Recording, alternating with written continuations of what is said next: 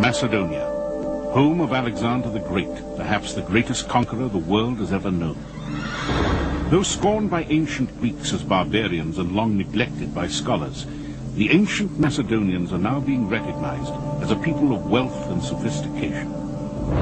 Their royal tombs have yielded staggering works of art, gold and silver, and enduring riddles about the genius behind Alexander's greatness. But to the people of Athens, the setting for Greece's golden age, the Macedonians who produced Alexander were not Greek at all.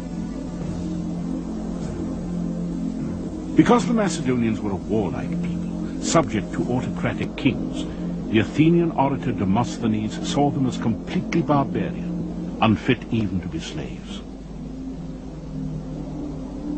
The rise of the Macedonians was once viewed by historians as a depressing postscript to the glory that was Greece.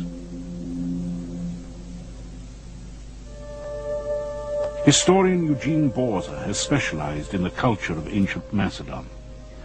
What we know about the Macedonians are primarily from Greek sources, or traditions derived from the Greek sources, and therefore we have a skewed view of them depending upon the views of people who were largely their enemies in antiquity. Greeks, after all, lived in city-states, the way Greeks thought proper civilized people should live, whereas the Macedonians lived under what the Greeks considered to be a primitive and highly authoritarian monarchy. At the site of Macedonia's royal palace in Aegina, archaeologist Stella Druho explains. Η Μακεδονία κυβερνάται από βασιλείς, είναι ένα βασίλειο. Macedonia was ruled by kings. It was a kingdom. Athens had democracy, a great achievement of the Greek civilization. Demosthenes defended democracy versus monarchy, the Macedonian political system.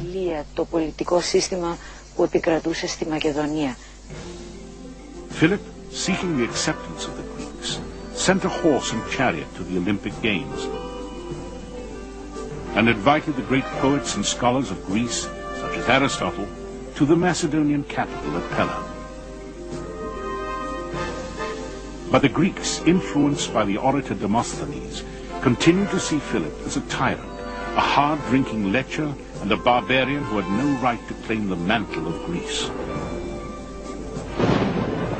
From his Olympian kingdom, stung by rejection, Philip would bring the disrespectful Greeks to bay. Through force of arms, Philip united the Macedonian kingdom and defeated neighboring tribes to the north and east. His infantry took up a revolutionary weapon, the sarissa. This spear, nearly twice as long as the Greek spears, kept the enemy almost hopelessly at bay.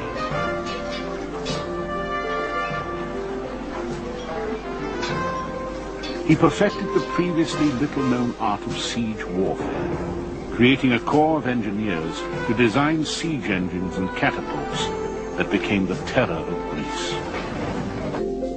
Artifacts uncovered at Pella are ample proof of a rich Macedonian culture.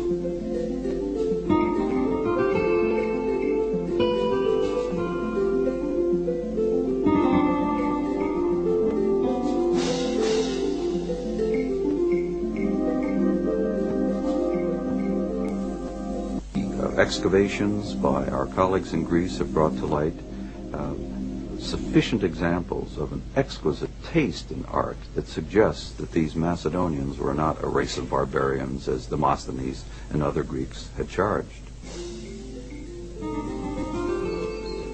Eugene Borza believes historians of Alexander and his world conquest have obscured the culture of the Macedonians. For Borza, the truly heroic figure of Macedonian history, by far a better example of its greatness, was the father of Alexander, Philip II. Undoubtedly, Alexander was young and impetuous and brilliant, and perhaps, along with Napoleon, the greatest military genius of all times.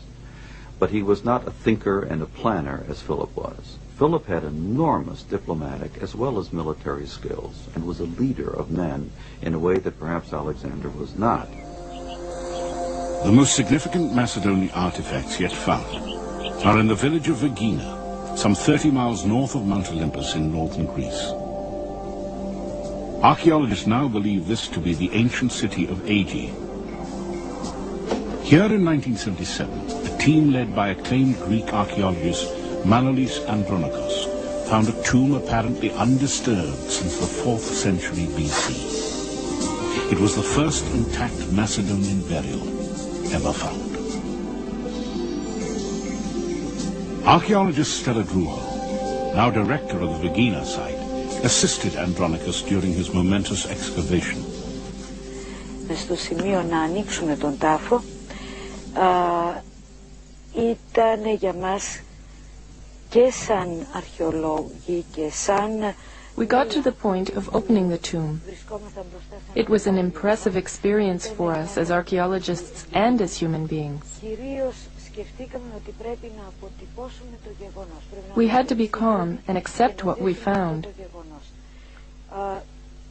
When we entered the tomb, we stopped thinking as scientists, but felt as humans the deep connection between ancient times and our own. Που μπαίνει σε έναν χώρο από τα παλιά χρόνια, συνδέει το χρόνο, τον παλιό χρόνο με τον νέο. As Manolis Andronikos and his team scrambled through a hole made above the marble doors, they saw a room brimming with treasure. A gilded quiver leaned up against the marble doors. Behind it lay 74 arrowheads and decomposed wooden shafts. Exquisitely made bronze and silver vessels.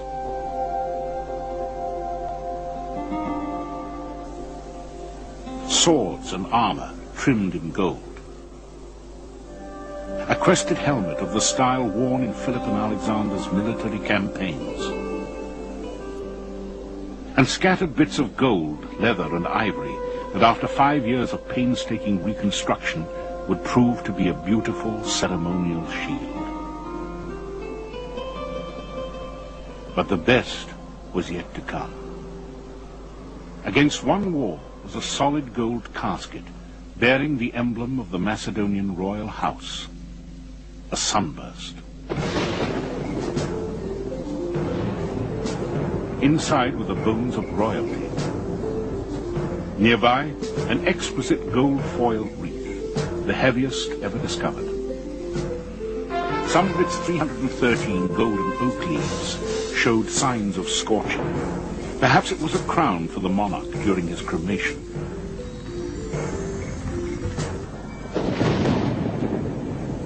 Though the identity of the buried king is unknown, the treasure found in the tomb is unmistakable proof that the Macedonians were not a barbaric tribe whose only accomplishment was making war. Whether done by indigenous Macedonian craftsmen or by Greeks and others working in Macedonia or imported from elsewhere, there's nothing else quite like it anywhere in the ancient world.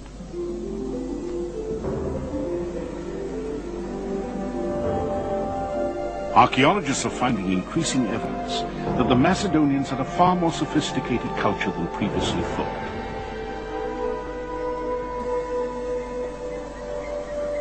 But they are also exposing a civilization beset by tragedy. But Alexander would take his father's place as the immortalized conqueror of the world. Alexander would never return to his native Macedonia. Having completed his conquest, he died in Babylon at the age of 32. His mysterious death came after a long bout of alcoholic revelry. Some have suggested he was poisoned. In the meantime, his campaign had exhausted the resources of his people. Macedonia would fall prey to waves of political corruption and intrigue. Its golden age was over.